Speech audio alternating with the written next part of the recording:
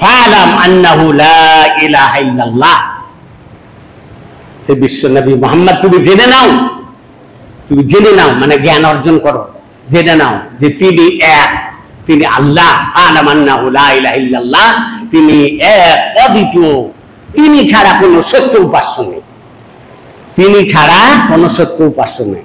এর মানে তাঁরই উপাসনা করতে হবে, আর তাকে বাদ দিয়ে যে সমস্ত বস্তুর উপাসনা করা হয় তা বর্জন করতে হবে।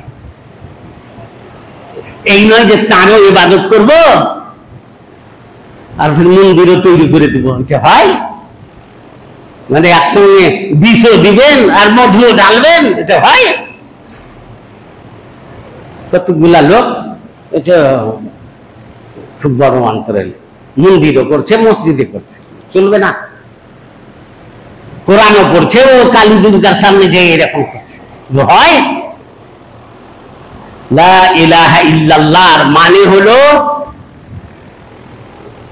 এতে ইতিবাচক বিষয় আছে আর নেতিবাচক। ইতিবাচক যে সমস্ত ইবাদত হবে আল্লাহর জন্য, আর আল্লাহকে বাদ দিয়ে যে সমস্ত বস্তুর ইবাদত করা হয় সব বর্জন করতে হবে। কেন যে আল্লাহর ইবাদত করা এটা মধু, আর আল্লাহকে বাদ দিয়ে যে শিরক করা হচ্ছে ওটা হলো বিষ। তা আপনি মধুও খাবেন, বিষও খাবেন, বাঁচবেন না। প্রকৃত ইসলামের উপরে অটল থাকতে হবে। ইসলামকে বাদ দিয়ে যে সমস্ত বস্তুর ইবাদত বন্দেগী উপাসনা করা হচ্ছে সব বর্জন করতে হবে। হ্যাঁ, অমুসলিমদের আপনি উপকার করে যান সামাজিক ক্ষেত্রে, কেউ খেতে পায় না খেতে দেন, বিয়ে দিতে পারে না বেটির বিয়ে দিয়ে দেন, বাড়ি করতে পারে না করে দেন। কিন্তু যখন আল্লাহর শিরকের বিষয় চলে আসবে তখন বলবেন যে আমি এটা পারবো না, মন্দির করে দাও, মূর্তি করে দাও, চাঁদা দাও মূর্তির জন্য, না এটা চলবে না। যে বললাম যে মধুও খাবেন আর বিষ খাবেন, এটা চলবে না। দুধ খাবেন, ঘি খাবেন আর অতি বিষ দিয়ে দিবেন, এটা সারা হয়ে যাবেন। যদি শিরক করো সব বিফলে যাবে, সব নষ্ট হয়ে যাবে।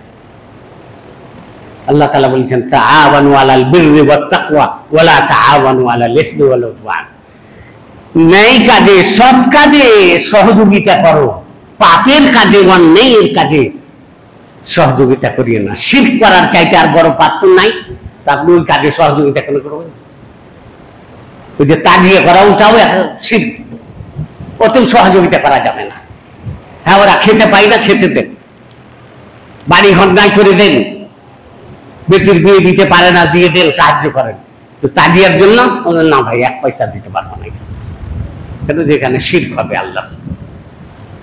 শিরকের কাজে সহযোগিতা নেই, পাপের কাজে সহযোগিতা নেই। শিরকের কাজে, পাপের কাজে অভিনন্দনও জানাতে পারবেন না। এখন তাজিয়া পূজা হলো, মূর্তি পূজা হলো, তো অভিনন্দন জানাবো, যে আপনাকে প্রাণ ঢালা শুভেচ্ছা জানাচ্ছি, না চলবে না। মানে একজন জিনা করে আইলো যে বললো হ্যাঁ মোবারকবাদ দিচ্ছি তোমাকে, তো ওর চাইতে ও তো বড় পাপ শিরক করাটা, জিনার চাইতে।